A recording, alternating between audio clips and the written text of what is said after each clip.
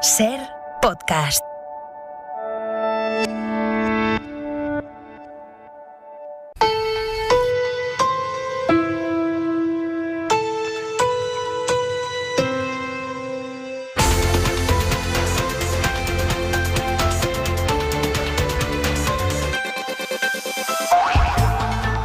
Se puede poner el foco en muchos aspectos de nuestra vida pública.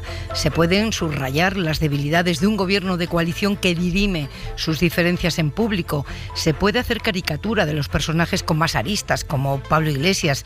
Se puede, en fin, mostrar preocupación un día sí y otro también por el bucle catalán, porque motivos dan los dirigentes independentistas. Pero no hay día en que el principal partido de la oposición no ofrezca ocasión para echar de menos una formación que pueda ser alternativa sin provocar sonrojo o alarma. Hoy se está consumando en Murcia el fracaso de una moción de censura, un mecanismo parlamentario perfectamente legítimo, y se está consumando su fracaso porque el PP se apoya y mima a 3 diputados tránsfugas. Hoy también el que fue tesorero del partido explicaba en el Congreso cómo sufrió a la trama del Ministerio del Interior, que utilizando métodos ilegales, según la investigación judicial, intentó obstruir la acción de la justicia y tapar la corrupción del PP. Hoy, su candidata en Madrid ha vendido humo electoral desde la sede del gobierno de todos los madrileños. Todo esto es grave, pero quizá el detalle que revele más exactamente la manera de entender la política que tienen algunos, no todos en el PP, pero sí algunos, sea esta. Hay que doblar el número de psicólogos en la salud pública, porque que alguien te acompañe o te eche una mano cuando estás solo o lo estás pasando fatal no puede ser un lujo para el que se lo puede pagar. Y en tercer lugar... Muchas gracias, señor Errejón.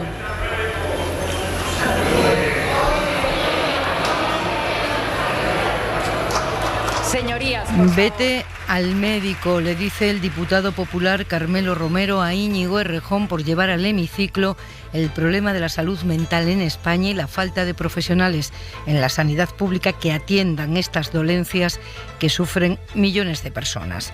Insensibilidad, desprecio por la enfermedad, por los enfermos, ceguera provocada por el afán de atacar al adversario político, a cualquier precio, caiga quien caiga.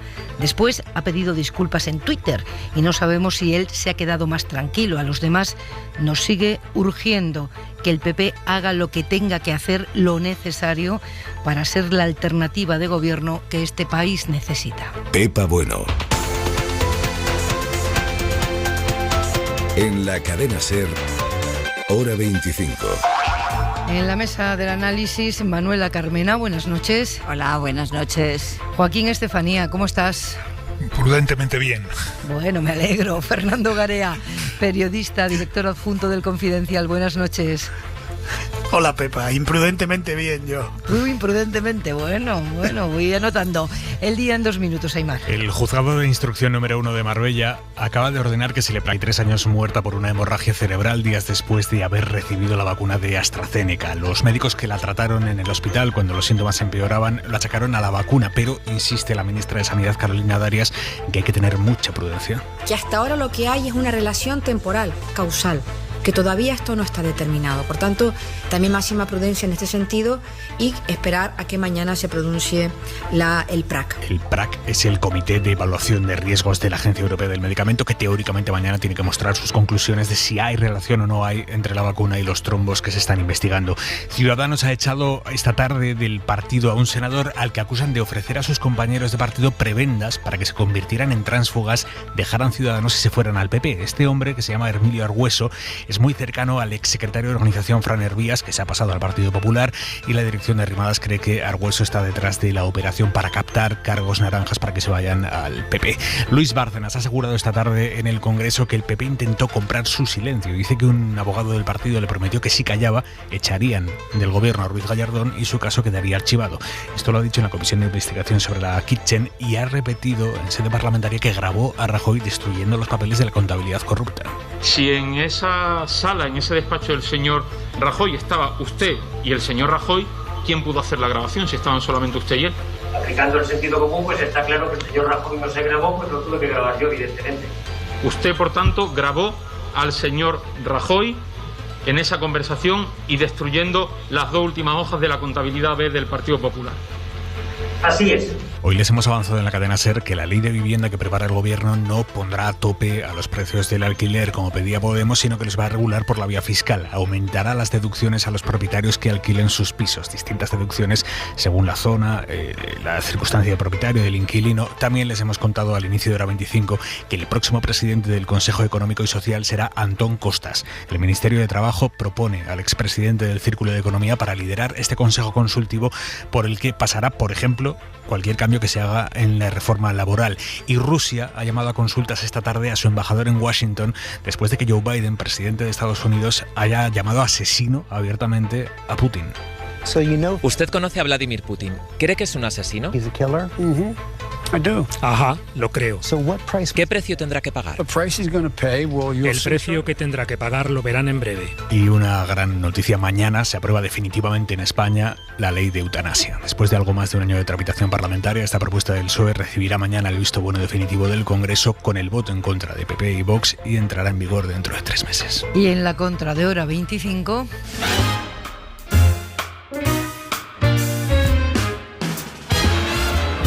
Tam kelner już zasnął, tu parkiet bez gości. Manuel Javois, buenas noches. ¿Qué tal, Pepa? Buenas noches. Hoy a vueltas con las vacunas y con todo el peso que estamos depositando en ellas, que son en realidad la llave para salir de esta pesadilla del COVID. Es que están ocurriendo cosas, están empezando a ocurrir cosas que sabíamos que podían ocurrir, incluso sospechábamos que podían ocurrir como consecuencia de la vacuna, y esto todavía se está investigando. Por eso yo creo que es muy importante tener muchísimo cuidado siempre, en general, con las preposiciones, pero en este asunto mucho más, porque su uso es delicadísimo.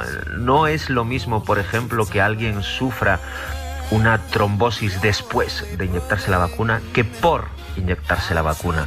Del mismo modo que es muy posible que alguien enferme después de ponerse la vacuna, entre otras cosas porque se están poniendo a personas mayores, como antes de ponerse la vacuna. Esto depende de la edad y de la propensión que se tenga a esa enfermedad. Es decir, dejemos investigar tranquilos, sin alarmar a nadie y, a ser posible, sin paralizar nada, porque en el peor de los casos la urgencia y el beneficio de la vacuna es muchísimo mayor que la ínfima probabilidad de que provoque algún problema.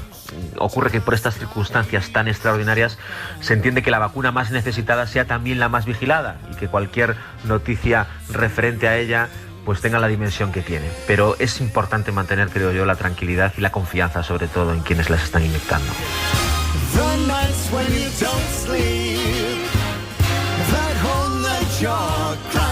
Mucha tranquilidad, mucha calma, mucha serenidad y mucha cabeza fría. Gracias, Javois. A ti, un beso. Chao.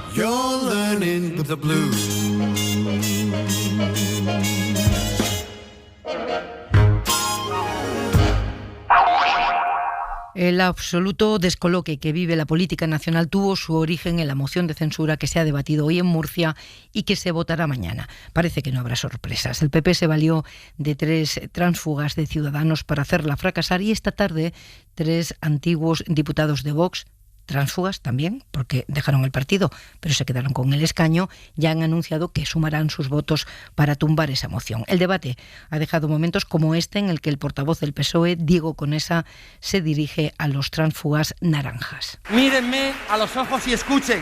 Su comportamiento supone una acción indecente. Es una decisión indigna, repugnante para la democracia de la región y representa la mayor estafa cometida contra la democracia parlamentaria en nuestra comunidad. Y atención a este otro momento del diputado tránsfuga de Vox, Juan José Liarte, cuando anuncia, después de jugar al despiste durante varios días y a lo largo del día de hoy, que ellos también votarán contra la moción. Puedo comunicar que mañana votaremos no a la moción de censura. Lo que hemos hablado ha sido de proyectos y de medidas concretas, y de las garantías de que esas medidas que acordemos se van a cumplir. Si para ello es necesario entrar en el gobierno, con mucho gusto lo haremos. Medidas concretas, y si hay que entrar en el gobierno, con mucho gusto se entra. ¿Qué medidas? Entrar en el gobierno, pero ¿de qué están hablando? ¿Qué han negociado? Radio Murcia, Paqui Pérez, buenas noches. Buenas noches. Los 3 diputados expulsados de Vox ayudarán al PP a abortar la moción de censura que se debate mañana, a cambio de que se ponga en marcha ya el PIN parental y que se cumpla el acuerdo de presupuestos de 2020. Juan José Liarte, uno de los diputados expulsados de la formación de Abascal, explica que no les han ofrecido entrar en el gobierno regional, pero Tampoco se ha descartado, no es un fin en sí mismo. Piden que se ponga en marcha el PIN parental y además... La otra batería programática son medidas que están todas ellas prácticamente en el acuerdo, en el informe de la Comisión de Reactivación Económica. A partir de ahí, también han pactado que van a mantener reuniones periódicas de control y si para implementar mejor alguna de las medidas acordadas fuera necesario que alguno de los diputados llegue a colaborar más estrechamente, dice Liarte, entonces ya se hablaría. Así que el PIN parental y tampoco se descarta entrar en el gobierno. Este clima político no es exclusivo de Murcia, claro. Hoy había sesión de control al gobierno en el Congreso y ya nos hemos acostumbrado a que sean cualquier cosa, menos un control efectivo de la acción del gobierno. Pero hoy, con las elecciones de Madrid en mes y medio, pues ha pasado esto. Usted conspiraba para cambiar los gobiernos de Madrid, Murcia y Castilla y León. El 4 de mayo ganará en Madrid la libertad. Ay, señor Casado, que estamos en campaña. Ustedes han representado la continuidad y el cambio. La continuidad en las malas artes, en la falta de respeto a sus socios, en este caso ciudadanos, en el transfugismo, que es la corrupción, señor Egea. Lo que usted llama transfugismo, ¿sabe cómo le llama toda España? Dignidad. ¿Cómo ha conseguido la pasta? ¿La ha puesto usted o se la ha dado algún constructor? Más de 100.000 españoles han muerto por COVID. Más de 30.000 ancianos han muerto en residencias. Ese es el único legado del señor Iglesias. Su escudo social era volver a Vallecas en coche oficial. Mire, ustedes están hablando mucho de comunismo y de libertad. Ustedes no le llegan a la suela de los zapatos a los comunistas españoles. No hace falta que se cambien de sede. Quédense en Génova. De verdad se lo digo, representan la peor versión del PP, la de la corrupción y la ultraderecha. Si las democracias del mundo fueran casas, la democracia española sería una chabola. Y por eso usted vuelve a lo que le gusta, a la arenga, a la hipérbole, a la calle, a la épica, para conseguir lo que siempre ha querido: crispar, polarizar, enfrentar. Y hace unos poquitos días ustedes intentaron cambiar de estrategia, pero era demasiado tarde, ya estaban moviéndose los billetes del señor García Egea. Bueno, así que cualquier atisbo de estabilidad que se oteaba en el horizonte después de las elecciones catalanas pues ha saltado por los aires. Abro ya la tertulia. ¿Qué cuerpo te ha dejado Fernando Garea, tú que sigues las sesiones de control, bueno, y la jornada política en Murcia? Pues es tremendo la suma de todas esas cosas más lo que ocurría fuera del Congreso. Es decir, yo creo que es una pena que haya un paso atrás en algunas cosas que estaban admitidas como rechazables, por ejemplo el uso de tránsfugas. Yo en los últimos 10-15 años hubo una especie de compromiso de los partidos para no hacerlo y se afeaba notablemente a quien lo hacía, y ahora abiertamente diputados de un partido pasan a un gobierno como forma de pago por ese cambio. Hoy también hemos conocido que un diputado en Madrid de Ciudadanos se pasa al grupo mixto, pero se lleva su escaño yéndose del partido. Y luego de todas estas preguntas y todo este intercambio que hemos oído en el Congreso, resulta que cuando llega alguna, en este caso la de Rejón, que tenía que ver con un problema bastante real y acuciante de los ciudadanos, nos encontramos con el exabrupto de un diputado desde su escaño. Yo creo que esto tendrían que pararlo de alguna forma. Como tú dices, preveíamos un periodo de estabilidad sin elecciones después de Cataluña, y fíjate la que se nos ha liado y lo que puede venir todavía en los próximos meses. Vamos a hablar con Íñigo Errejón a lo largo de esta noche sobre su intervención hoy sobre salud mental y lo que ha ocurrido en el Congreso. Joaquín. Pues yo creo que es la podredumbre total, ¿no? Yo coincido bastante con la introducción editorial que has hecho, ¿no? Hay que mirar las responsabilidades de cada uno. Yo creo que hoy ha sido un día negro para el Partido Popular, es decir, porque se han juntado efectivamente lo de Íñigo Errejón, lo del grito del diputado, vaya al médico, es decir, me recordó muchísimo en ese mismo momento al que se jodan. ¿Os acordáis de una mujer que se llamaba Andrea Fabra, sí. Que cuando se estaban discutiendo los recortes a los parados, ¿no? A las prestaciones de los parados, estaba discutiendo. Exacto. Hemos tratado de recuperar ese sonido porque a nosotros nos ha recordado también, lo que pasa que no se oye apenas. Vamos a ponerlo, no se oye apenas. Es ahí, en ese momento, cuando ella dice que se jodan, cuando se estaban debatiendo recortarle las prestaciones a los parados. Pero eso no es lo único, es decir, están todos los problemas del transfugismo, es decir, que afectan tanto al que se va como al que acoge, con el papel. Un día tendremos que dedicar un buen rato a hablar de este personaje que se llama Fran Herbias, que era el secretario de organización de Ciudadanos, y el que ha montado, parece ser, todo este montaje con Teodoro García Egea, ¿no? Eso es como si Alfonso Guerra de repente se fuese al Partido Comunista, ¿no? O como si Ábalos se fuese a Podemos. De esa categoría es. Luego está, bueno, a lo que nunca se acostumbra uno, que son las palabras de Bárcenas en la comisión de Kitchen, en las que efectivamente probablemente no ha dicho nada nuevo, ¿no? Pero escuchárselo de su boca en sede parlamentaria es tremendo, ¿no? Y no olvidemos tampoco la primera pregunta de Casado en la comisión de control. Es decir, la primera pregunta en una comisión de control es la que marca la agenda en buena parte de lo que va a suceder a partir de ahí. Y la pregunta de Casado ha sido tópica, previsible y sin fuste alguno. Bueno, todas estas cosas y otras que seguramente se me olvidarán hacen que el Partido Popular aparezca en estos momentos como ya como algo que le ocurrió en el pasado, el nasty party, el partido antipático, ¿no? El partido antipático al que hay que, en este caso, en el caso del día de hoy, atribuir las principales responsabilidades de las cosas que estamos hablando, que francamente hacen que cualquier ciudadano huya de la política como de la peste, ¿no? Manuela, ¿qué necesitados del curso de ética política? A mí me sale siempre periodística, pero es política en este caso. Pues fíjate que yo ya no sé muy bien si desde aquí, desde estos micrófonos, vamos bien o no. Os digo la verdad, porque llevamos muchas veces en estas tertulias criticando unos comportamientos que nos parecen soeces, infantiles, ridículos, deslegitimadores, en fin, todos los adjetivos que podamos poner. Y no avanzamos nada, no conseguimos... retrocedemos. No, exactamente, pues retrocedemos, no conseguimos que haya ningún cambio, ¿no?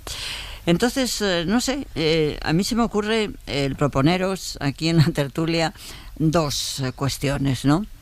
Una primera cuestión es que yo creo que debíamos estar constantemente haciendo una comparación entre la manera de hacer política, la vida de la política y la vida de otras asociaciones, la vida normal de las empresas, de los grupos de música, de las editoriales, un poco para contrarrestarlo, ¿no? Y decir, es que esto, lo que pasa en la política, no pasa en ninguno de las otras actividades. Fijaros, vosotros cogéis cualquier manual de gestión y lo primero que te dicen es la necesidad de buscar estructuras empáticas, de escuchar, de entender al otro. En política es absolutamente todo lo contrario. Lo que hay que hacer es descalificar, buscar la confrontación, buscar lo que nos hiere, lo que nos separa, ¿no?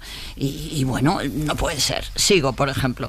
A mí me parece que nadie he oído decir, a nadie creo, a lo mejor me he equivocado, ya sabéis que yo en ese sentido también soy un poco despistada, pero yo no he visto que nadie haya criticado algo que a mí me parece mal. Vamos a ver, había un pacto de gobierno en Murcia entre el Partido Popular y Ciudadanos.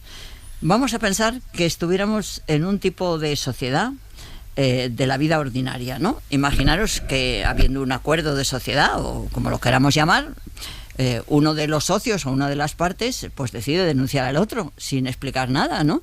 Bueno, eso es una felonía, eso es inadmisible. Entonces yo creo que también, sinceramente, yo creo que a lo mejor nunca hemos planteado cuál debe ser el comportamiento en los gobiernos de coalición. A lo mejor también hay que decirlo esto, aunque luego no se haga caso como en el tema de los tránsfugas, ¿no? Pero a lo mejor hay que decirlo, que lo mismo que se constituye un gobierno de coalición, tiene que haber un proceso de desarticulación o separación antes de empezar a hacer determinadas mociones de censura, ¿no? Yo, por ejemplo, pienso, cuando yo estaba en el ayuntamiento, si algunos de los compañeros, pues que dentro del ya sabéis que el gobierno municipal que a mí me tocó presidir, pues no era un partido y era una especie de alianza en la que había muchas sensibilidades, ¿no? Imaginaros que directamente algunos pues hubieran presentado una moción de censura, ¿no? Hubiera sido una cosa inaceptable, ¿no? Ya pasaron algunas cosillas que no eran muy aceptables, pues imaginaros si hubiera pasado eso, ¿no? Yo eso creo que es una línea que deberíamos tener, me parece, ¿eh? Y dos, otra que me parece muy importante sería, ¿por qué nosotros desde aquí no no hablamos más de lo que creemos que deberían haber dicho en lugar de criticar tanto lo que han dicho? Y digo, por ejemplo, no es sorprendente que el único que hoy día ha hablado de uno de los problemas que está viviendo esta sociedad es Íñigo Errejón. Y todos nos ha sorprendido, le hemos valorado, pero no es realmente sorprendente el que sea el único. Y yo digo, sí. Perdona un minuto, Fernando, déjame acabar. Si no digo yo, ¿no deberíamos nosotros desde aquí decir sobre lo que debían haber hablado y no han hablado, y no tanto criticar lo que hablan? Porque de eso ya creo que hemos llegado a un límite. Bueno, ahí van mis dos propuestas. Sí, yo creo. Sí, Fernando. No, iba a decir que yo creo que también los periodistas tenemos responsabilidad, es decir, cuando destacamos solo unas cosas y no destacamos otra. De hecho, vamos a hablar, y estamos hablando de la intervención de Íñigo Errejón y la salud mental, gracias, y lo digo entre comillas, a que este diputado del PP ha sido tan bárbaro de decir eso, y eso es lo que hace que hablemos de eso. Yo creo que también tenemos una responsabilidad. Lo que ocurre es que cuando también ponemos el foco en las cosas negativas, también estamos haciendo que quede eso en evidencia. A mí hay algo de todo esto que me preocupa mucho también, que es que se crea una sensación de antipolítica que me parece muy preocupante.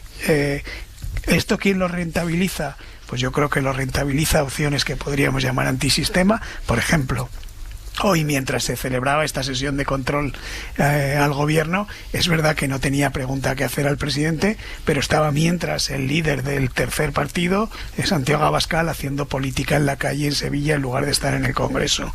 Y me preocupa especialmente porque ayer hubo una encuesta del CIS que considero muy preocupante, en la que Vox está prácticamente en empate técnico con el PP, probablemente por los errores del Partido Popular y de las cosas que relataba antes Pepa y Joaquín, pero a mí me parece que lo preocupante es que todo esto está haciendo crecer un sentimiento de antipolítica que no sabemos dónde va a terminar. Bueno, sí, perdona, Joaquín, que te toca a ti. No, pero hombre, ¿cómo te voy a quitar yo la palabra? Que ahora te tocaba a ti. Oye, dejadme dirigir, que tenías una cosa en la punta de la lengua, Manuela, dila, y luego le di la palabra a Joaquín.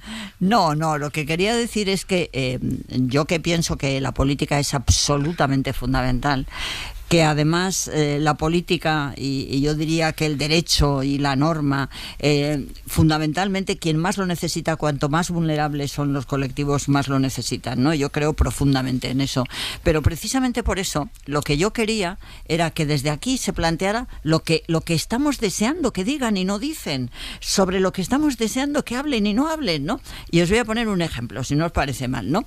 Ha pasado el 8 de marzo, ha pasado. Yo no he oído a nadie, a lo mejor de nuevo es que no estoy muy enterada o se me ha pasado, ya sabéis un poco que a veces soy despistada, ¿no? Pero ¿os acordáis que en el 2017 hubo un pacto de Estado contra la violencia de género en el que se acordaron 100 medidas? ¿Qué ha pasado con esas 100 medidas? Yo en aquellos entonces dije, estas 100 medidas, vamos, lo dije, yo era alcaldesa y no venía a cuento que hablara de estos temas, ¿no? Pero así entre amigos y tal, yo dije, mira, estas 100 medidas, como cada medida no tenga un nombre de mujer y de una organización que esté dispuesta a ponerla adelante, se queda en nada, ¿no?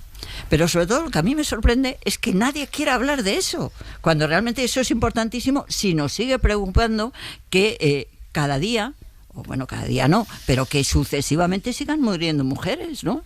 Entonces, ¿por qué no hablamos de eso? ¿Por qué no les decimos que hablen de eso? Y que hablen también, pues, de lo que el otro día íbamos a hablar y, bueno, sé que hablasteis un poquito, yo tuve el problema de internet y no pude participar, ¿no? Pero yo me había estudiado súper a fondo la encuesta del INJUVE y la situación de los jóvenes. Yo estoy muy harta de venga a denunciarla, pero ¿por qué no analizamos por qué? Necesito que el otro periodista que hay en esta mesa le responda a Manuela Carmena sobre eso de que los periodistas le digamos a los políticos lo que tienen que hacer. No, yo lo que de lo que tienen que hablar. Yo lo que le diría en ese aspecto a Manuela es que es un poco radical, porque yo creo que sí hay periodismos y periodismos, y hay periodistas y periodistas, y yo creo que hay muchos medios de comunicación y muchos periodistas que hablan de las cosas que están sucediendo. Es decir, que se preocupan de las cosas que están sucediendo. Por ejemplo, hoy lo más importante que está sucediendo es la información que tenemos sobre la ley del suelo y los alquileres, que afecta tanto a los jóvenes, o la primera reunión sobre la reforma laboral. Sí. Esos son temas centrales. Es decir, yo creo que eso se hace, ¿no? Segundo, yo creo que hoy se ha producido una noticia muy interesante desde el punto de vista de esa empatía de la que hablabas, ¿no, Manuela? Que es el nombramiento de Antón Costa como presidente del Consejo Económico y Social, ¿no? Antón Costa es un componedor, es un catedrático de economía que toda su vida se ha dedicado a componer, ha sido presidente del Círculo de Economía en Barcelona mucho tiempo y ha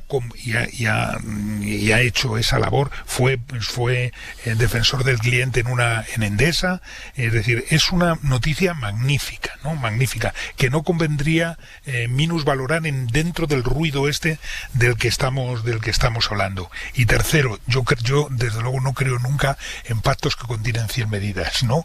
Yo creo que los pactos tienen que ser de 3 o 4 medidas. 100 medidas no llevan a ningún sitio.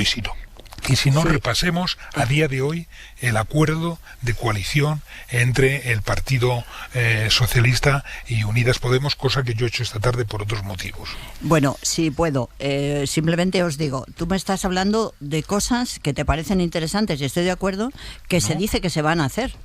Pero nadie me está diciendo que se haga ningún tipo de noticia, ni de trabajo, ni de tertulia sobre lo que teóricamente se dijo que se iba a hacer y no sabemos si se ha hecho o no. Entonces yo lo únicamente que te digo es, oye, a mí las 100 medidas del Pacto de Estado contra la violencia de género, pues probablemente estaría contigo. Yo tampoco creo que haya 100, debe haber 4, pero bueno, hubo 100. Entonces alguien podría simplemente mirar si de esas 100 ha habido 4 que han dado resultado. Yo te aseguro que Mariola Lourido lo ha mirado. Seguro. Y y en esta emisora seguro. Lo hemos contado, ahora mismo no lo tenemos en la cabeza, pero que Mariola Lourido ha mirado ese pacto y qué se ha cumplido y qué no, forma parte de su trabajo cotidiano. Pero como decimos ese pacto, decimos otros, ¿no? Pero yo creo que a lo que Manuela va, que es una cosa muy de fondo, es si toda la clase política, y es toda la clase política, hoy es Murcia. Ojo, hay un meeting de Vox en Sevilla que, en fin, ha provocado problemas con los periodistas. El Congreso de los Diputados con el Gobierno y todos los partidos que tienen representación en las Cortes Españolas están ahí, en ese lodazal. Lo que ella plantea es, bueno, pues los periodistas nos dedicamos a otra cosa. No sé qué opináis. Yo lo pienso muchos días. Que... Vale, venga, esto es un debate muy interesante. Los periodistas decimos, bueno, pues el gobierno, la oposición y el Parlamento de Murcia. Fernando, a ver, que no te oigo, que vas a decir algo. A mí me parece que es solo un buen deseo el que no contemos esas cosas. Yo creo que lo tenemos que contar. Yo creo que además se tiene que saber qué es lo que hace cada uno. Yo creo que conviene en lo que se cuente diferenciar y no generalizar. No decir toda la política es de determinada manera, sino hacer, por ejemplo, como ha hecho Pepa al principio, explicar el día que ha tenido el PP, añadiendo lo que bien ha dicho antes Manuela, de que previamente también hay un movimiento, digamos, como mínimo discutible en la moción de censura en Murcia, pero yo creo que nuestra obligación es contarlo. Yo creo que los ciudadanos tienen que saber pues quién es el bárbaro de diputado que ha dicho esa cosa mientras Errejón hacía esa pregunta en el Congreso. Yo creo que eso no lo podemos eludir. Que hay que hacer lo otro también, de ver qué medidas se cumplen y cuáles no, y mañana le tenemos que dar mucho eco, por ejemplo, a algo histórico, y es que va a salir definitivamente del Parlamento la ley de eutanasia. Pues claro que sí, pero también tenemos que contar las cosas malas que hacen los políticos, porque es nuestra obligación. Sí. Íñigo Errejón, muy buenas noches. Hola, ¿qué tal, Pepa? Muy buenas noches. Diputado de Más País, le hemos visto hacer un gesto de incredulidad cuando lo han mandado al médico, ¿no? Sí, lo habían hecho antes, porque cuando he formulado la pregunta al presidente, hoy tenía pregunta al presidente del gobierno, a Pedro Sánchez, y cuando he formulado la pregunta ya he oído risas en las bancadas de la derecha, que son así un poco, digamos, algunos son un poco tabernarios en la forma de comportarse en el Congreso, pero digo, bueno, será el principio, pero me imagino que después de hacer la intervención y de los datos que voy a explicar, a nadie le parecerá que esto es gracioso. Y entonces, pues cuando ha acabado, ha habido un diputado, yo intuía que era del Partido Popular, luego efectivamente se ha identificado y se ha disculpado, que ha dicho que me fuera yo, ha dicho vete al médico. Ha dicho vete al médico por una parte como insulto, como si ir al médico porque uno no puede dormir, tiene ansiedad o tiene algún trastorno que le impide, que le hace sufrir en la vida, fuera algo malo o vergonzoso. Y segundo, como si la gente no estuviera demandando efectivamente eso, poder ir al médico, pero poder ir también a un psicólogo en la pública si es que no tiene dinero para pagárselo. Yo estoy acostumbrado a que nos digan cosas de esas, porque y tengo que decir que eso no es el ambiente de todos, no todo el mundo hace eso. Yo no lo hago y lo he recibido varias veces, pero yo me sigo sorprendiendo. Yo me imaginaba que esta vez, con un tema así, pues que no pasaría. Pero bueno, me he equivocado, se ha disculpado y bueno, pues esa falta de respeto a lo mejor ha servido para que pongamos el foco en un problema del que se habla mucho en las casas, mucho entre cervezas con los amigos, mucho en los grupos de WhatsApp, y que sin embargo la política oficial pues hasta ahora era sorda. Afortunadamente ha habido efectivamente una inmediata reacción en la Cámara. Muchos diputados se han puesto a aplaudir. Sí, esto conviene subrayarlo, ¿no? Para combatir el mantra ese de que todos los políticos son iguales, no lo son. Pero luego ha habido otra reacción impresionante que ha contado Íñigo Errejón en Twitter. Muchísima gente, mucha de ella muy joven, contando su caso, su ansiedad, su depresión, su trastorno alimentario, lo que significa tener o no tener dinero para pagarte la terapia psicológica, que era de lo que iba la pregunta que hacía en el Parlamento, ¿no? Claro, eso no soluciona el problema, pero empieza a romper el tabú y la estigmatización. Si uno se rompe una pierna, no le da vergüenza decirle a sus familiares o sus amigos: oye, mira, estoy en el hospital porque me ha roto una pierna. Pero el modo de vida que llevamos no solo rompe piernas a veces, rompe espíritus y rompe almas y rompe cabezas, porque no es normal. Yo hoy lo decía enumerando algunos nombres de medicamentos que todos sabemos lo que son y de repente todos nos hemos vuelto expertos, y si yo digo diazepam o lexatin, todos sabemos de lo que estamos hablando, y hemos dado como normal que en nuestra sociedad, para aguantar, la gente vive permanentemente medicada. Y eso no es normal. Y sin embargo, aunque todos lo asumimos, luego parece como que de vergüenza, y de repente se ha generado pues una pequeña ola de gente, me permites, no es lo mismo, pero como de gente saliendo un poco del armario y diciendo: mira, a mí me pasa o me ha pasado.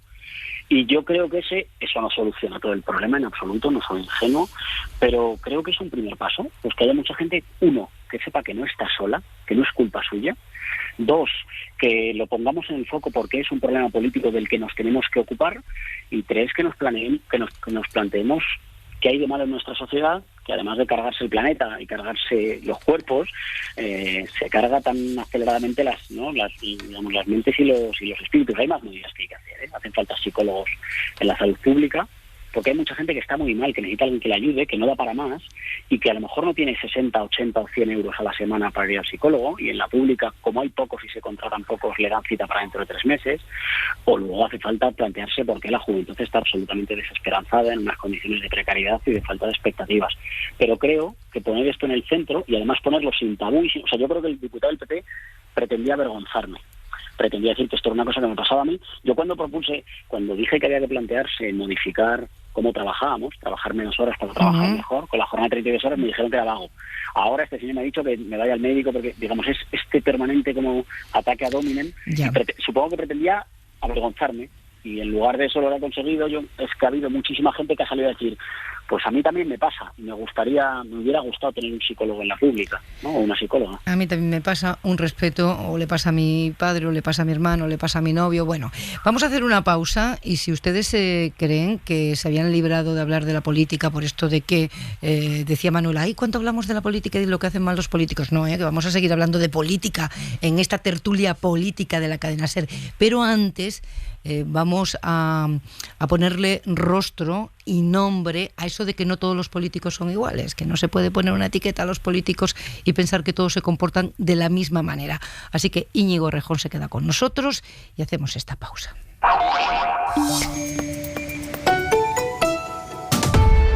Hora 25. Pepa Bueno. Y esta noche también con Manuela Carmena, Fernando Garea, Joaquín Estefanía. Tenemos a Íñigo Errejón, diputado de Más País, al teléfono. Y ahora quiero saludar a una mujer que inmediatamente, después de escuchar lo que había pasado en el Congreso a propósito de ese vete al médico que le dijeron a Errejón cuando defendía que hubiera profesionales en la sanidad pública que atendieran los problemas de salud mental, pues una mujer que salió a las redes sociales enseguida a decir: vete al médico no puede ser un insulto. Andrea Levy, muy buenas noches. Muy buenas noches, Pepa, muy buenas noches a todos. Se pueden saludar, ¿verdad? Se conocen. Sí, claro.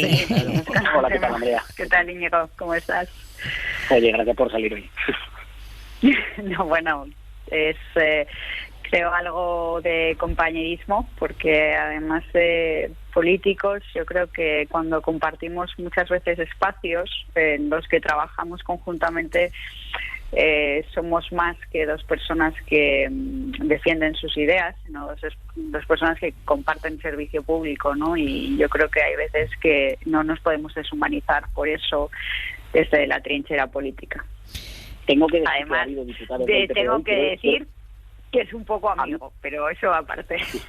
Tengo que decir que ha habido diputados hoy del Partido Popular que se han sumado al aplauso.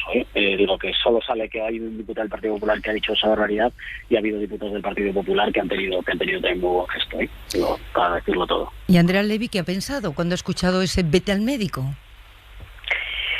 Bueno, yo es que lamentablemente lo veo muy en primera persona porque me ha tocado explicarlo públicamente, que no es fácil, pero quizá lo más difícil fue tenerlo que explicar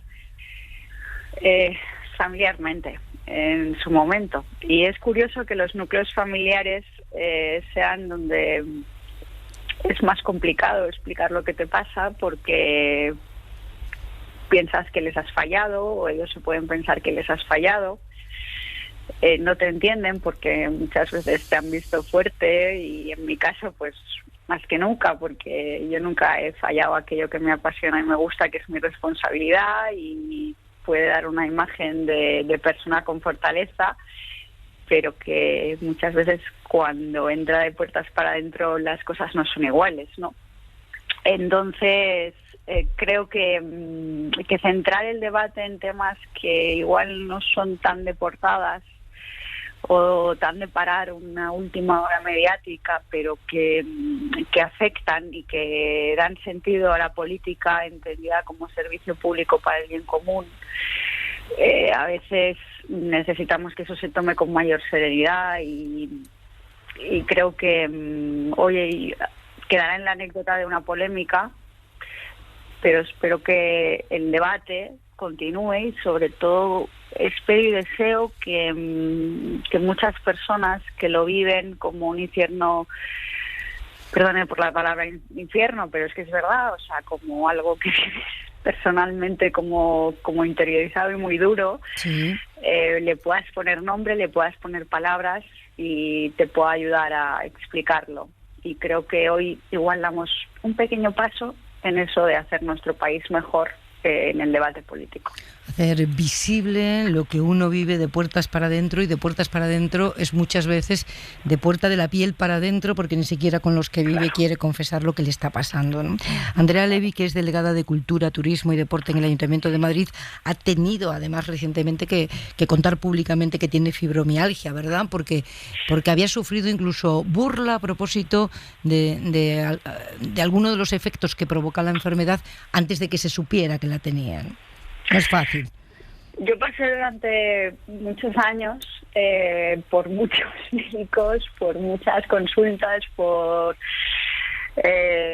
pues un camino muy tortuoso del que no sabían lo que me pasaba, porque la fibromialgia no es una enfermedad que te diagnostiquen de manera sencilla, tienen que pasar muchos especialistas. Y sobre todo, como bien decía Íñigo, hay muchos medicamentos que se recetan con determinada normalidad o tranquilidad, para decirlo de alguna manera, porque solucionan inmediatamente un problema que solo son parches. Y yo vi eso como una cosa muy tortuosa, porque yo sabía que tenía una vida profesional que me apasionaba, afortunadamente, que tenía una vida familiar pues con un apoyo, que tenía incluso una vida sentimental y de amistades y en fin, que me permitía pues tener una vida bien y alegre, pero sin embargo pues tenía algo que me impedía personalmente salir adelante, ¿no? Y esa necesidad de pensar que somos personas fuertes, que podemos con todo, o esa imagen que se quiere dar de que todo es perfecto, pues muchas veces la vivimos de puertas para afuera, pero de puertas para adentro es muy diferente, ¿no? Y en mi caso pasé por muchos médicos, por muchas recetas médicas, por muchas cosas que me hicieron más mal que bien. la verdad, y muchos de los medicamentos que citaban, que se recetan con determinada normalidad, no benefician en nada, y quiero decirlo desde aquí. Y cuando a mí realmente me dijeron, oye, lo que te pasa es esto, y eso se trata de otra manera y tal, a mí yo vi la luz, ¿no? Y poderlo explicar, poderlo verbalizar, me ayudó a sentirme parte de una comunidad de personas que también lo padecían, más mujeres que hombres, pero bueno, una enfermedad que padece gente, que le causa a veces algún problema cognitivo a la hora que nos descoordinamos alguna vez, pero en fin, nos pasa a veces porque es una enfermedad que va a picos, o sea, tenemos algún brote y me explican los testimonios, y como hoy le ha pasado a Íñigo, ¿no? De gente que te cuenta sus historias, y tú dices, yo no soy ningún protagonista de esta historia, yo bueno, solo tengo una plataforma en la que lo he contado, ¿no? Pero visibilizarlo, normalizarlo, a veces es dar mucha paz, y yo creo que el debate de hoy puede ayudar a eso, ¿no? A abrir camino a mucha gente que pueda ponerle nombre, describirlo y no sentirse culpable, no sentirse inferior, no sentirse débil, ¿no? Andrea Levy. Sentirse uno más. Muchas gracias por querer estar esta noche aquí. Un abrazo. No sé si Íñigo le quiere decir adiós. Nada. De nuevo, gracias por el gesto y un abrazo. Un abrazo, Íñigo. Un beso. A todos. Buenas noches. Bueno, pues es verdad que no todos los políticos son iguales, y afortunadamente, en fin, hay quien reconoce las cosas. Una última cosa sobre salud mental, Íñigo Rejón. En un sistema tan descentralizado como el nuestro, con la sanidad siendo competencia exclusiva de las comunidades autónomas, ¿qué se puede hacer desde el Gobierno central? ¿Qué se puede hacer en materia legislativa desde las Cortes? Bueno, el Gobierno tiene que aprobar ya la Estrategia Nacional de Salud Mental, que lleva muchos años postergándose, y si ya era urgente antes de la pandemia, es fácil imaginarse para todo el mundo por qué ahora es de extrema urgencia. Y luego nosotros le llevamos tiempo diciendo desde hace meses en realidad ya al Gobierno que tiene que fijar un suelo mínimo de gasto en sanidad pública para las comunidades autónomas, es decir, que tiene que dotar de recursos finalistas a las comunidades autónomas, que a nosotros en este caso nos gustaría que fuera un 10% del recurso de sanidad destinados a la salud mental. No estamos hablando solo de una cosa de sufrimiento, sino que estamos hablando de lo que se nos viene encima, ¿no? Si este ya era un drama silencioso,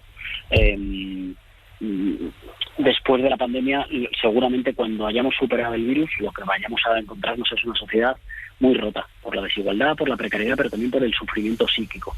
Y toda esa gente no puede estar sola. Yo hoy, solo una reflexión más, yo hoy decía, estudiando para la intervención, miraba los datos de que 10 personas se quitan la vida al día en España. 10 al día. Es como una cada 2 horas y media o así, es una absoluta barbaridad. Y no me parecía cierto, porque las personas que se mueren así, las familias no lo cuentan, ¿no? Si alguien se muere en un accidente de tráfico, pues todos hemos asumido que eso es un problema que hay que solucionar. Pero cuando pasa así, cuando alguien se quita la vida, además las familias han pasado por una cosa tortuosa, como si fuera culpa suya, no se cuenta. Bueno, ponerlo en primera página de la discusión política, asumir que es un problema político, que el Gobierno se ponga manos a la obra, que apruebe la Estrategia Nacional de Salud Mental y que multiplique las plazas hasta llegar a la media europea. Tenemos casi que doblarlos, las plazas de psicólogos en la sanidad pública. A menudo decimos que la polarización o que la discusión muy fuerte o el ruido es malo, pero yo no creo que sea malo porque nos hablemos mal. Que eso, a mí no me gusta hablarme mal con nadie, pero eso es lo de menos, no es una cosa cosmética.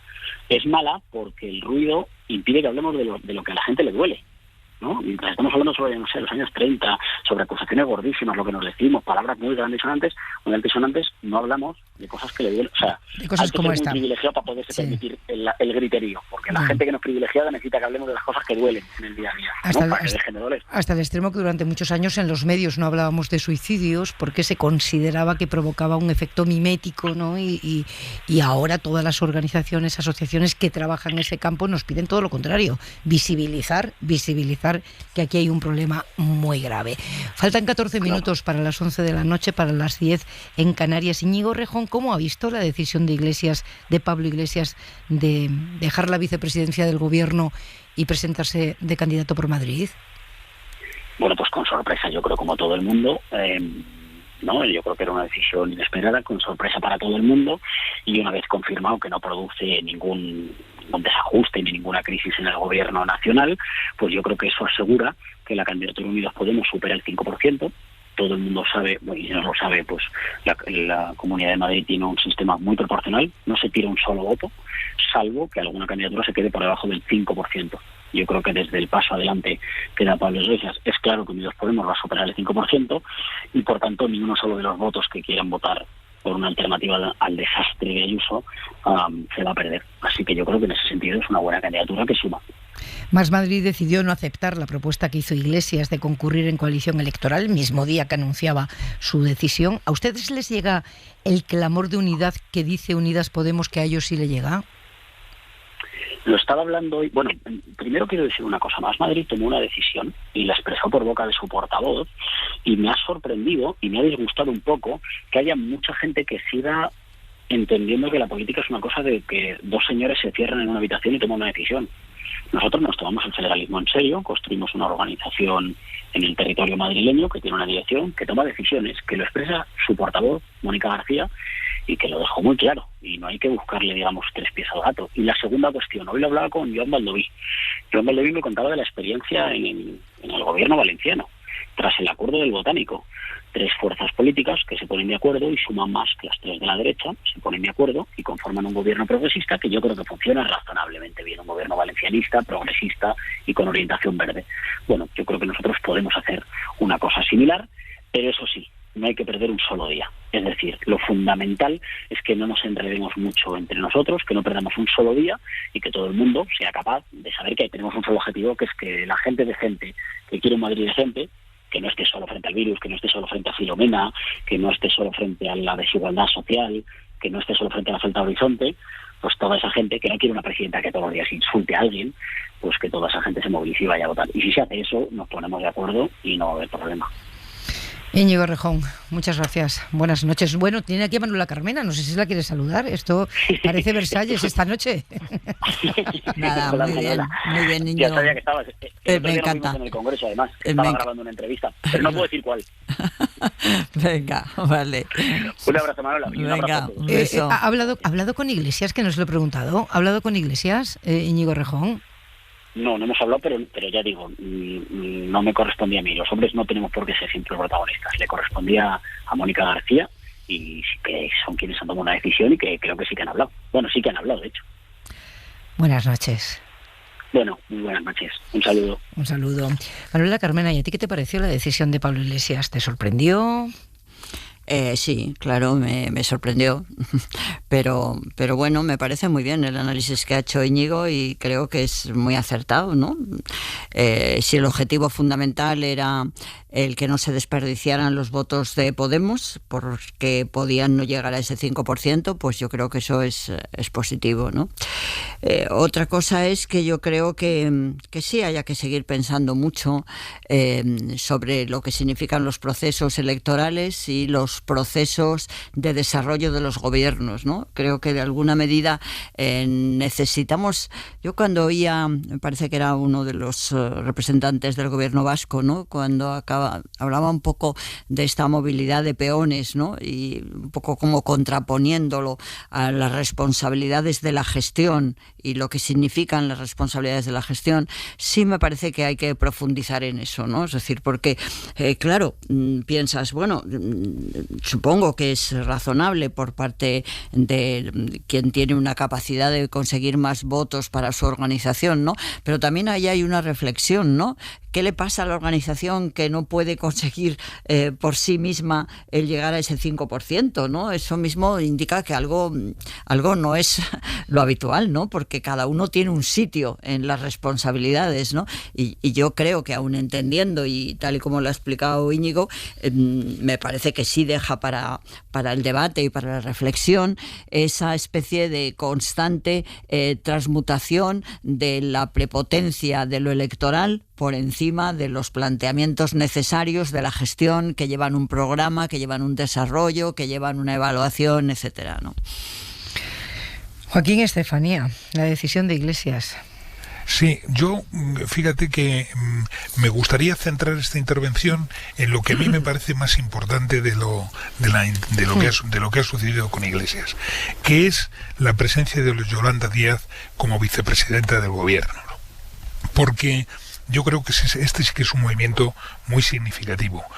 Yolanda Díaz no pertenecía a Podemos. Es una militante del Partido Comunista de España. Ya sabes que ahora en la izquierda de todo el mundo hay un debate permanente sobre si sus prioridades están en lo que se llaman asuntos identitarios o lo que se llaman asuntos de clase, ¿no? Es decir, si principalmente tienen que defender los factores de identidad, como el feminismo, como el ecologismo, como los derechos de los LGTBI, etcétera, etcétera, y aquellos otros que creen que eso es importante, pero que la contradicción principal sigue siendo la distribución de la renta y la riqueza, etcétera, etcétera. Yo creo que Pablo Iglesias pertenecía más bien, esto es un poco esquemático, ¿no? Porque habría que desarrollarlo más, pero yo creo que pertenecía más bien a esta primera línea, mientras que Yolanda Díaz, por su historia como sindicalista, como miembro del Partido Comunista, etcétera, etcétera, pertenece más bien a la otra cultura, ¿no? Y eso desde luego, yo en mi opinión va a significar cosas muy importantes dentro de este gobierno de coalición y del desarrollo de las políticas que este gobierno de contradicción, de concentración va a tener que desarrollar a partir de ahora. Le toca en un momento tremendo, ¿no?, a Yolanda Díaz, porque tiene dos territorios de juego, uno que todavía le va a corresponder a Pablo Iglesias, y él dice que se ha quedado ahí para poder arreglarlo, que es lo de la ley del suelo y la propuesta última que acaba de hacer el gobierno esta tarde, de bonificaciones fiscales y no de regular el tope, el precio de los salarios. Eso es. Y luego está el asunto de la reforma laboral, que es forma parte del acuerdo de coalición entre los dos partidos, que va a formar parte de las negociaciones que va a haber en Bruselas para conseguir los fondos, que significa que dos vicepresidentas, la segunda, que es Nadia Calviño, y la tercera, que es Yolanda Díaz, tienen posiciones diferentes. A ver cómo lidia ese toro en estos momentos, ¿no? El cambio que puede introducir Yolanda Díaz en el gobierno, esa es una derivada, y luego está la estrictamente Fernando Garea, la que se deriva de la decisión de Iglesias de dejar el gobierno. ¿Y qué hace en la Comunidad de Madrid? ¿Se retira? ¿Se queda en la retaguardia con respecto a la organización a nivel nacional? Bueno, yo creo que lo inmediato es lo que pase en las elecciones del 4 de mayo, pero coincido con Joaquín en que eso no es lo importante. Yo creo que empieza una nueva etapa política porque Unidas Podemos es un partido que en los últimos años ha marcado una nueva forma de hacer política, controvertida, para unos les gustará, para otros no, pero está claro que ha marcado una manera distinta de hacer política, y esa etapa cambia. ¿Por qué? Porque después del 4 de mayo en Unidas Podemos va a tener que haber un proceso interno en el que Yolanda Díaz se va a hacer con las riendas de Unidas Podemos, que no es estrictamente un partido. Cuando digo un partido, entiéndase lo que digo. Tendrá que haber un proceso interno en el que ella tome las riendas, tendrá que haber un nuevo liderazgo, tendrá que montar un nuevo equipo, probablemente con personas diferentes o no de las que hay ahora, con un proyecto y con una estrategia distinta. Por lo que sabemos de su manera de actuar en el gobierno, ella tiene otra manera de resolver los conflictos. Ha tenido muchos de todo tipo en el gobierno, pero los ha resuelto de otra forma porque su manera de hacer política es distinta. Como explicaba Joaquín, ella procede de Izquierda Unida, que es un partido en el que se resuelven las cosas de manera distinta a como se ha hecho en Unidas Podemos, y yo creo que después del 4 de mayo empieza por eso otra etapa distinta. Puede ocurrir, aunque no parece probable, según las encuestas, digo por ver todas las posibilidades, que Pablo Iglesias ganara esas elecciones y pudiera ser presidente de la Comunidad de Madrid, pero creo que en este momento no es fácil pensar en esa posibilidad. Yo creo que es el momento de la retirada de Pablo Iglesias. ¿Tú crees que empieza la retirada de Pablo Iglesias con esta decisión? pero yo creo que él lo ha anunciado también de alguna forma, insisto, salvo que ganara esas elecciones y fuera presidente de la Comunidad de Madrid. Pero en todo caso yo creo que lo que ha hecho es, puesto que me voy a retirar, me sacrifico para superar ese 5%. Y yo creo que empieza ese proceso de retirada, que hay que alabar varias cosas en Pablo Iglesias. Uno, ¿cuántas veces se ha dicho, hemos dicho aquello de se aferra al sillón y por eso nunca se irá? Ha dejado la vicepresidencia del gobierno. Se irá y además dejará como sucesora a su pareja, a Irene Montero, al frente de Unidas Podemos. No lo ha hecho tampoco. Y 3, hoy mismo se decía, no se va a ir porque va a mantener el escaño en el Congreso después de las elecciones. Hoy ha anunciado o ha hecho saber que no mantendrá ese escaño en el Congreso de los Diputados. Yo creo que eso le honra, pero a mí me parece que es bastante evidente en su movimiento que ha nombrado sucesora. Y cuando nombra sucesora, además, Yolanda Díaz tendrá que hacer lo que hacen todos los sucesores en los partidos, que es matar al padre, crear un partido a su imagen y lo que quiera hacer. E insisto, yo creo que eso tiene una repercusión enorme para toda la política española, que cambia por completo. ¿Conoces a Yolanda Díaz, Manuela? No la conozco, pero no sé, no estoy muy de acuerdo en que haya esa gran diferencia que decís vosotros, aunque con dos matices distintos, ¿no? Yo lo que creo es que lo que se está viviendo ahora, y en eso me parece muy interesante lo que decías tú, Joaquín, esa especie de desplazamiento de los elementos identitarios, ¿no? Hay que empezar a pensar que cuando realmente el sistema de partidos en el mundo tiene una verdadera, digamos, eclosión, es cuando surgen los partidos de clase, ¿no? Entonces, ¿qué está sucediendo ahora? Pues yo creo que los partidos de clase se están diluyendo mucho más en partidos mucho más vinculados a objetivos que son muy transversales y que pueden tener incidencia en planteamientos de clase, pero de una manera muy diferente a como lo estamos viendo, aunque también la tienen, ¿no? Entonces yo creo, me parece, que yo no conozco a Yolanda personalmente, pero la conozco como todos la hemos conocido, por su manera de gestionar sus responsabilidades en el Ministerio de Trabajo. Yo creo que lo ha hecho muy bien y a mí me parece que no va a generar ese nuevo partido que además no es nuevo porque Izquierda Unida lleva mucho tiempo y también yo creo que ha tenido toda una serie de trayectoria de muchas diferentes izquierdas unidas, ¿no? Y más bien entiendo yo que estaría dentro de esa crisis general que a mí me parece que sigue habiendo en torno a muchos partidos, ¿no? Pero ¿qué lectura hacemos de que Pablo Iglesias encauza su sucesión en una persona, en una mujer que no pertenece a Podemos? Bueno, yo creo que tiene que ver con lo que es Unidas Podemos. Unidas Podemos no es propiamente un partido, no tiene una estructura digamos organizativa como el resto de partidos, y desde ese punto de vista pues bueno, se opta por esta opción. Casi todo lo que ha hecho Unidas Podemos siempre es original, por decirlo de alguna forma. Esto lo es, y creo que insisto, empieza un modelo distinto en el que tendrá otra manera de actuar, con unas formas completamente distintas, ni mejores ni peores, distintas. Y yo creo que la personalidad de Pablo Iglesias ha marcado tanto los últimos años de la política, que solo por eso yo creo que se puede decir que será distinto a partir de ese momento, insisto, para que no se me diga salvo que gane las elecciones y pueda ser presidente de la Comunidad de Madrid.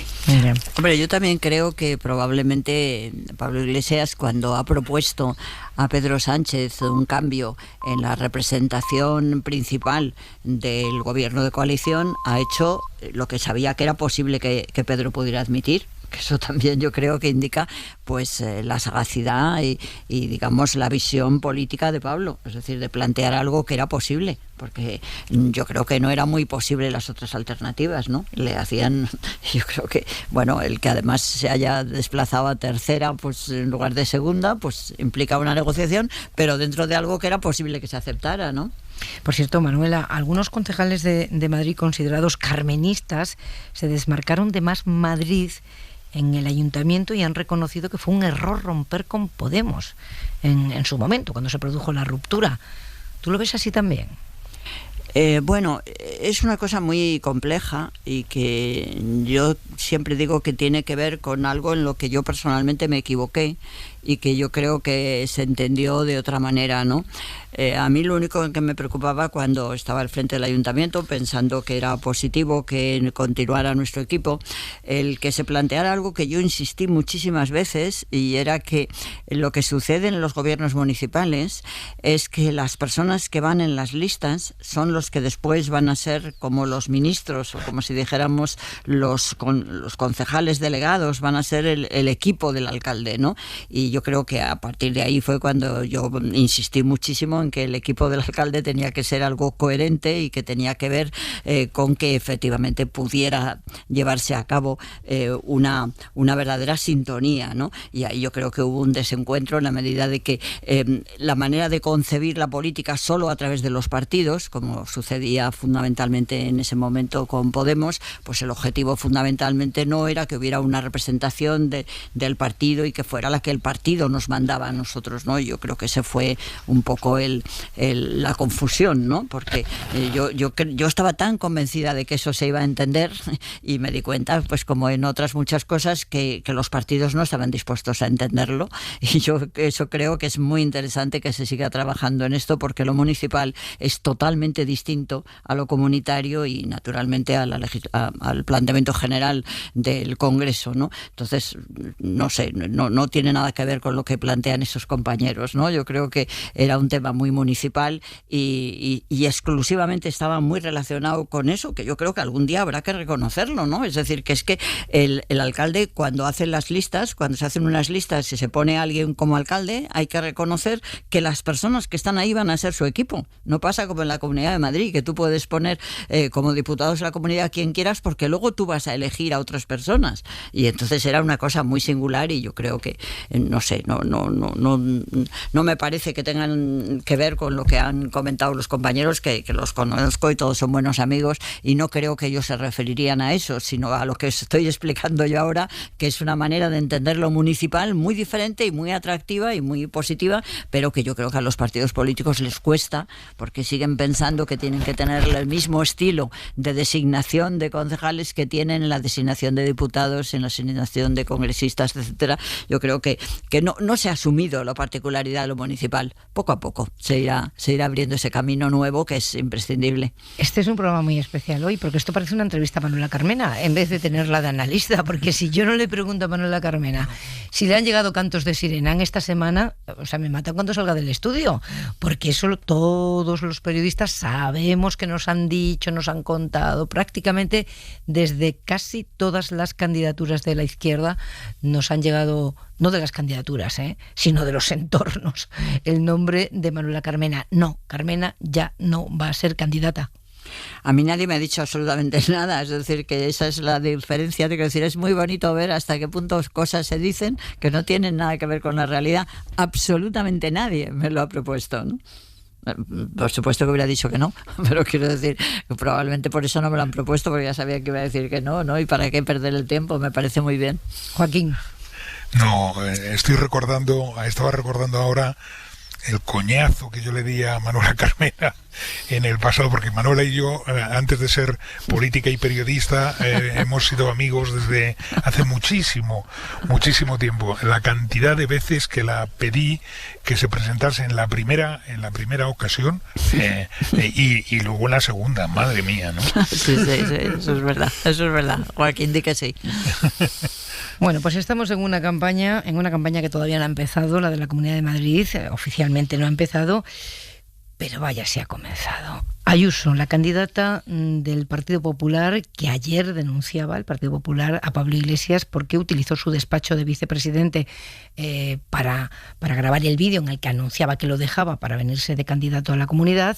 Lo ha denunciado por utilizar el despacho para fines electorales. Bueno, pues Ayuso ha comparecido en la sede del Gobierno de la comunidad para vender por todo lo alto un plan de ayudas directas. Les anuncio que vamos a aprobar compensaciones económicas para sectores afectados por la pandemia aquellos que han quedado excluidos de las ayudas anunciadas por el Gobierno de España.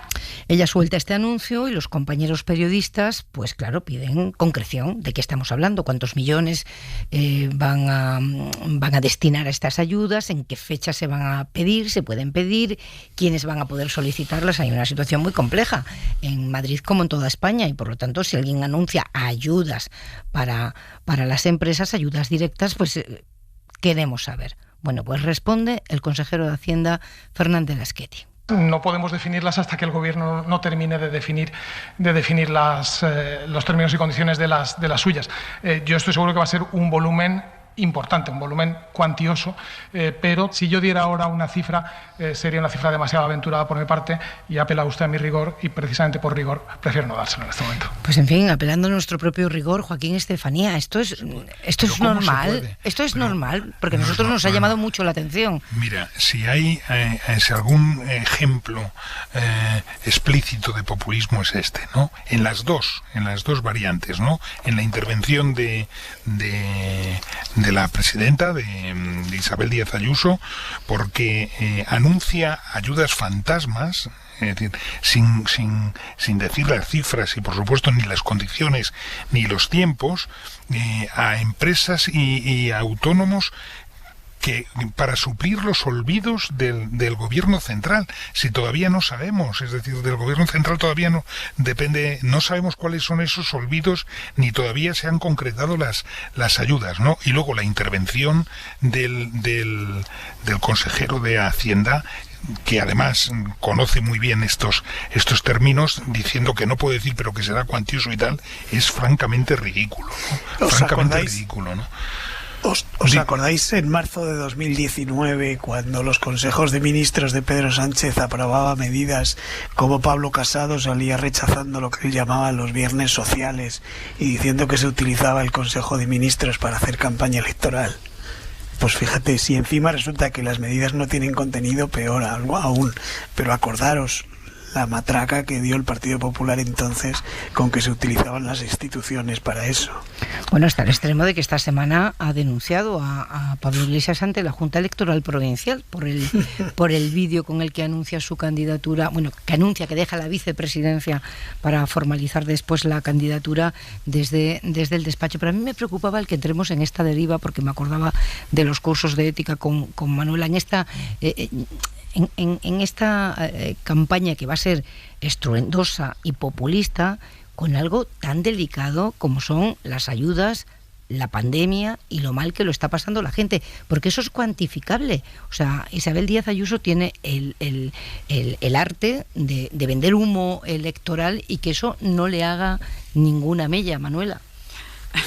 No sé, tú hacías referencia al curso de la ética política, ¿no? Y yo creo que si estuviéramos ahora en una de esas sesiones del curso, pues habría que empezar a delimitar conceptos para esta campaña electoral, ¿no? Porque es tremendo que se utilicen eslogan que están llenos de conceptos, ¿no? Entonces, claro, cuando se dice que yo represento la libertad, cuando dice la señora Ayuso, habría que preguntar qué quiere decir con eso, porque claro, si eso quiere decir que yo puedo no llevar la mascarilla, que a mí no me puede, yo puedo tener abierto mi negocio aunque el tener abierto mi negocio perjudique la salud de los demás, o yo puedo ir con un coche que contamina aunque eso perjudica a los demás, es que eso no es libertad, es que eso es egoísmo. Eso es egoísmo, eso es insolidaridad, y yo creo que eso sería muy bueno que se empezaran a decir ese tipo de aclaraciones, que yo no las oigo.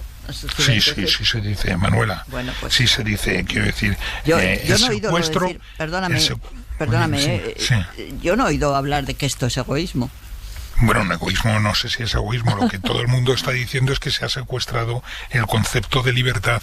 Tienes toda la razón siguiendo lo que ya hizo Berlusconi con el Polo de las Libertades en Italia y lo que están haciendo ahora tantos partidos de extrema derecha en Europa que se llaman partidos de la libertad. Eso sí que se está subrayando. Tienes toda la razón, pero lo que yo quiero decir es, no solamente vale decir tú has secuestrado el concepto de libertad, es que hay que analizar qué dicen ellos cuando hablan de libertad. Y entonces hay que darle otro sustantivo al de la libertad. Y a mí me interesa mucho reforzar, eso es egoísmo, eso es insolidaridad. no es libertad. Porque claro, cuando en la calle Núñez de Balboa hubo todo eso, es bueno lo que está viendo de protestar, es que no tenemos libertad para salir. No, perdona, si es que la libertad para salir en un momento determinado incrementaba el contagio, ponía en peligro la vida de los demás, ¿eso cómo se llama? Eso tiene un nombre. Eso es lo que gritaban hoy los sevillanos que han intentado entrar en una rueda de prensa asombrosa de Santiago Abascal en Sevilla y los policías no les han dejado porque tenían que guardar las distancias sociales, etcétera, etcétera. Pues ¿no? Por eso, Joaquín, a mí es que me parece de verdad que la política hay que traducirla a la vida diaria, ¿no? Y eso en la vida diaria diríamos, joder, pero vamos, ¿serás egoísta? Bueno, pues eso es egoísmo, no tiene nada que ver con la libertad. Sí, no sé si es egoísmo, insolidaridad. Bueno, venga, por ahí vamos. Desde luego egoísmo piense, ¿no? Sí. Muy bien.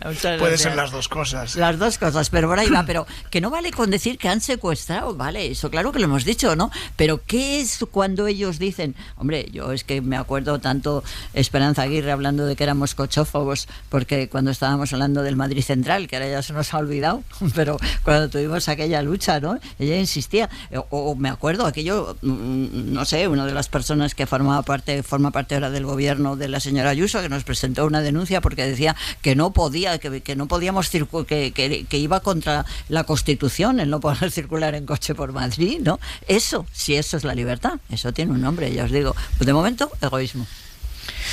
Pues vamos a aterrizar en estos últimos minutos que nos quedan de programa en las cosas de comer, ¿eh?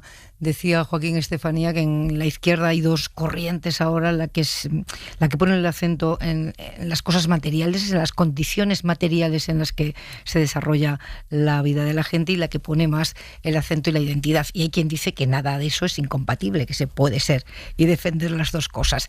La reforma laboral, que lo has dicho por encima, Joaquín, y que quiero aprovechar que te tengo a ti, sí, porque ha habido hoy un primer encuentro, nos dicen que sin avances, y tienen encima de la mesa, pues, en fin, asuntos capitales, ¿no? Como la simplificación de los contratos, qué medidas se aplican contra la precariedad, la prevalencia del convenio sectorial sobre el de empresa, la permanencia de los ERTEs más allá de la pandemia. Tienen muchas cosas en el diálogo social, pero está, y muchas de ellas, en qué hacer, en la pregunta ¿qué hacer con la reforma laboral del año 2012? Es que es el gran tema, ¿no? Es decir, sí, por eso yo creo que llega la madre de todas las batallas, ¿no?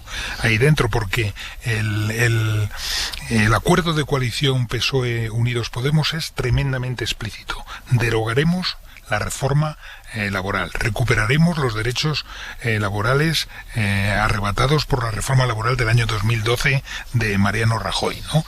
Entonces hay que empezar a negociar en este contexto. Primero, ¿qué es lo que ocurre? Que Bruselas nos va a exigir una reforma laboral que no creo que tenga que ver precisamente con estas cosas de las que estamos hablando. Y se va a producir, y ahí va a estar Nadia Calviño negociando eso. No, cuando dices que no va a ir de esto, ¿de qué va a ir, Joaquín? Yo creo que va a ir de mucha más flexibilidad. Hay que aprovechar una de las cosas más importantes que lo que dicen, que es acabar o por lo menos paliar el índice de temporalidad que tiene la economía española, que es brutal, ¿no? Mucho más que la inmensa mayoría de los países de nuestro entorno, ¿no?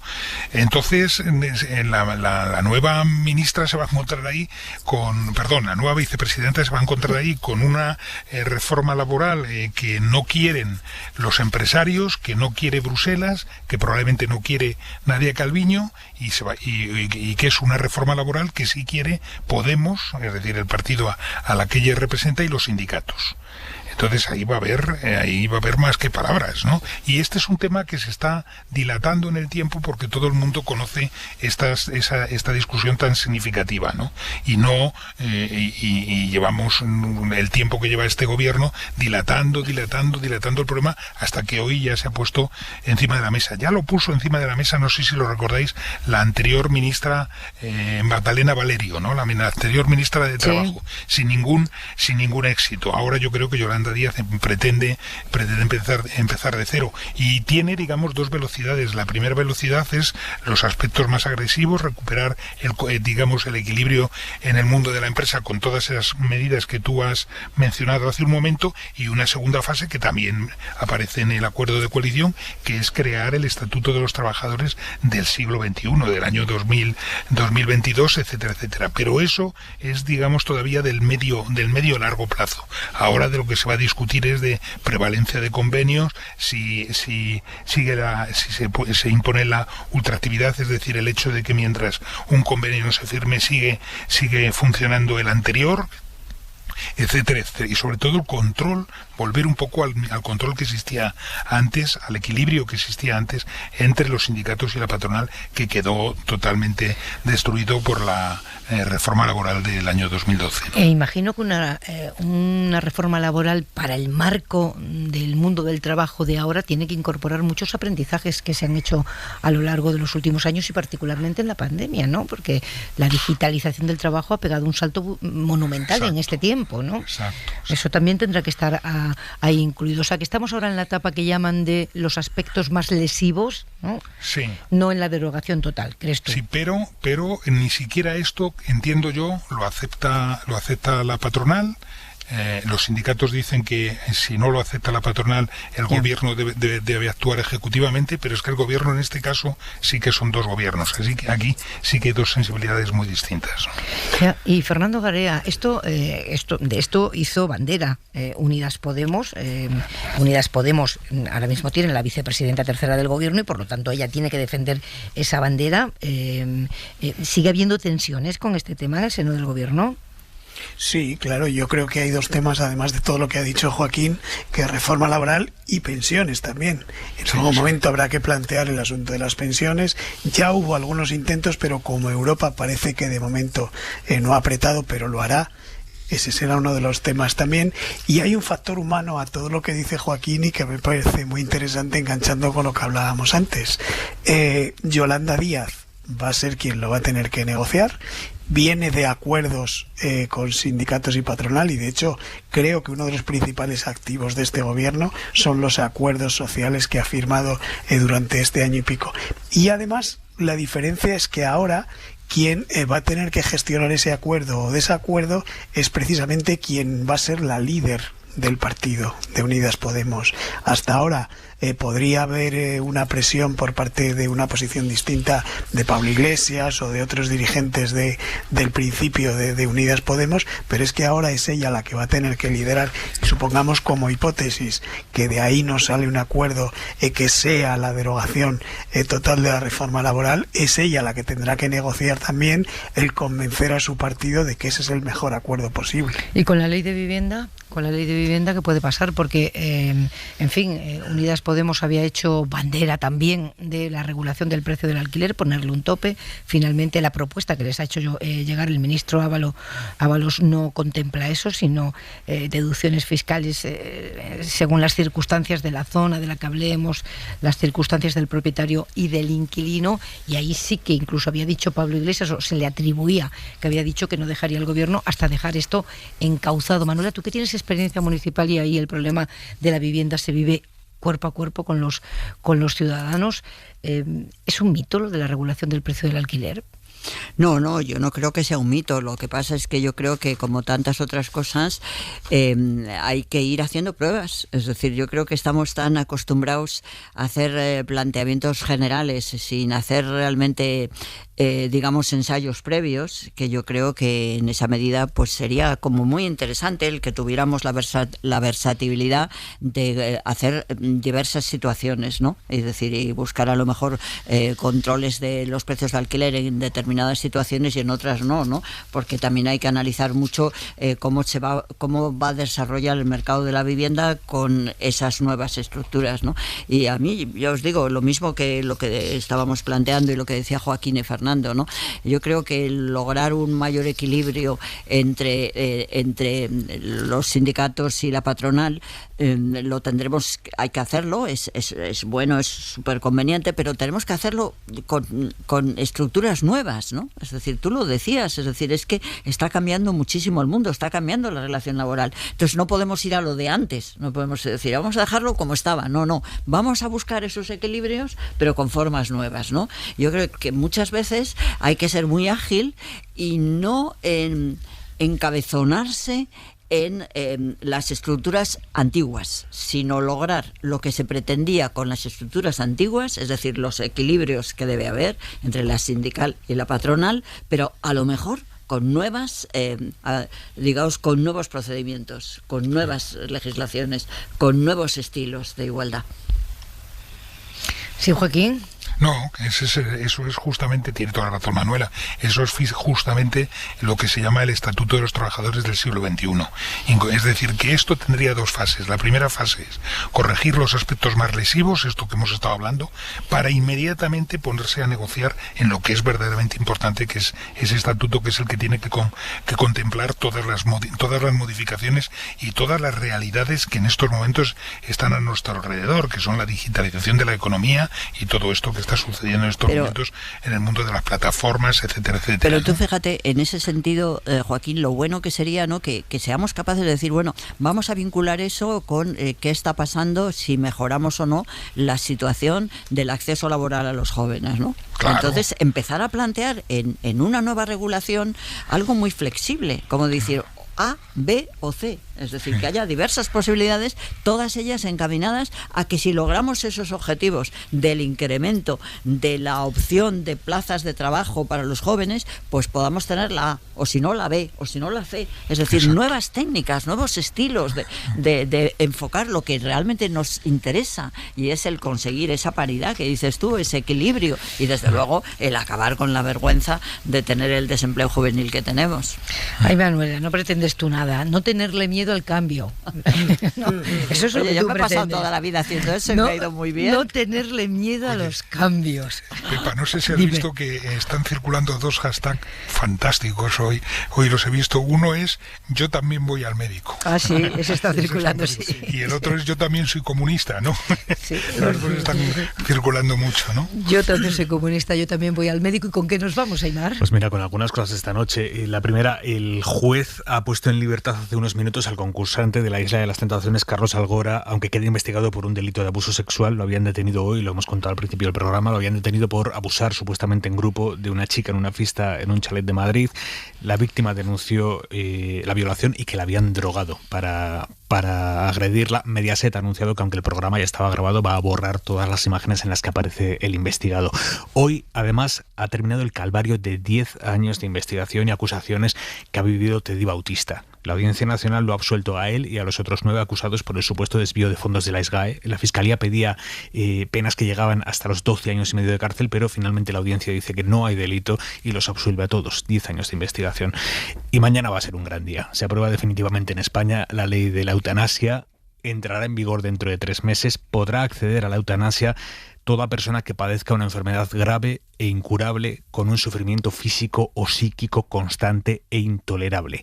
Vox ha anunciado ya que la va a recurrir ante el Tribunal Constitucional. El PP se lo está planteando. Esto lo han anunciado los dos partidos en un acto público conjunto que han celebrado hoy, en el que el exministro del PP, Jaime Mayor Oreja, ha llegado a comparar la eutanasia con la socialización del miedo que ETA generó durante décadas de terrorismo. Qué barbaridad. Fíjate, con esto como con la salud mental, yo tengo la impresión de que incluso los partidos conservadores van contra la experiencia directa y los deseos de una parte muy importante, Manuela, de su electorado, porque vive el problema, no por otra cosa, ¿no? Sí, yo también lo creo, ¿no? Y en eso yo creo que vemos que muchas veces las nuevas formas de vivir se imponen a unas, digamos, arcaicas formas de pensar.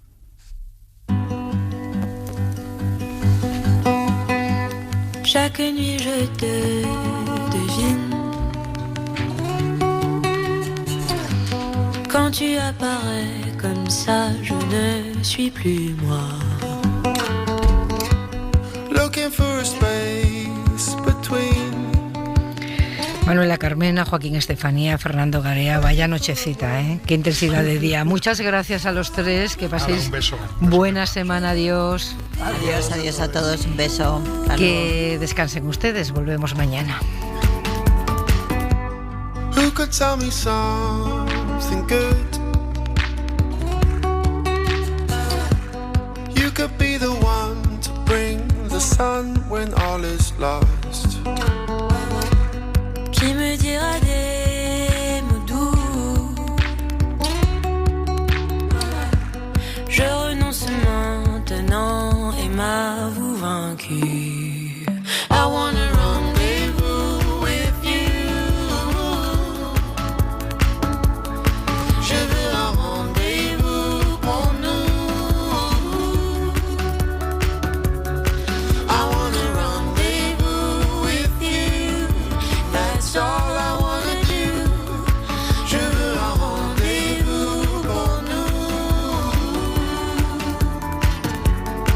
La nuance de vide, Perdu dans des abîmes, on se cherche. Quand me feras-tu signe?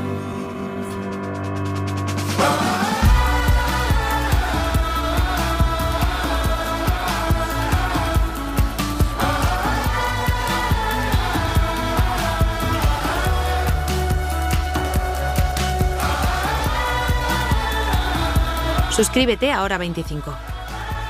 Todos los episodios y contenidos adicionales en la app de Cadena SER y en nuestros canales de Apple Podcast, Spotify, iVoox, Google Podcast y YouTube. Escúchanos en directo en la SER de lunes a viernes a las 8 de la tarde. Cadena SER. La radio.